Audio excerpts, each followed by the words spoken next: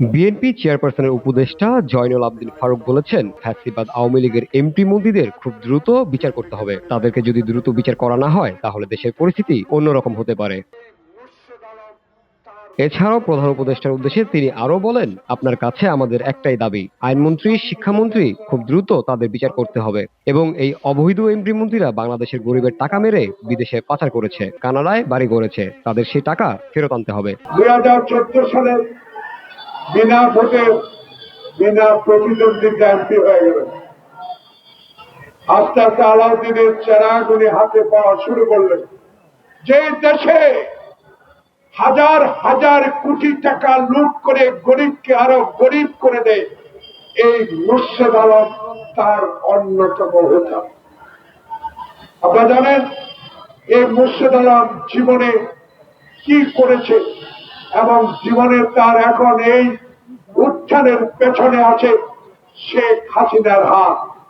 শেখ হাসিনা সব লোককে ধরে ধরে এনে বিনা প্রতিদ্বন্দ্বিতা এমপি করে হাজার হাজার কোটি টাকা চাঁদাবাজি করেছে। সেই মোর্শেদ এই টাকা সরকারের থেকে মানুষের কাছ থেকে উঠিয়ে নিয়েছে, তার প্রমাণ সেনবাগ। শনিবার জাতীয় প্রেস ক্লাবের সামনে ঢাকাস্থ জাতীয়তাবাদী সেনবাগ ফোরাম এর উদ্যোগে এক অবস্থান কর্মসূচিতে তিনি এসব কথা বলেন। ডক্টর মোহাম্মদ ইউনূস, আপনার কাছে আমাদের স্বচ্ছ দাবি একটা, আমরা আপনার বিরুদ্ধে নয়, আমরা আপনার একজন সমর্থক।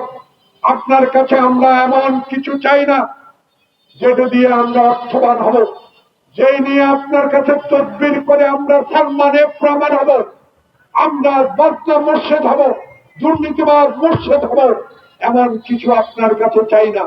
সে সময় এবিএম ফারুক হোসেনের সভাপতিত্বে সাধারণ সম্পাদক মোজাম্মেল হোসেন সেলিমের সঞ্চালনায় অবস্থান কর্মসূচিতে অংশ নেয় বিএনপি চেয়ারপারসনের উপদেষ্টা হাবিবুর রহমান হাবিব, কৃষক দলের সহসভাপতি ভিপিএ ইব্রাহিম সহ আরো অনেকেই। হাজার হাজার কোটি টাকা লুট করে গরিব জামিল হোসেন জিতু, ভিওডি বাংলা, ঢাকা।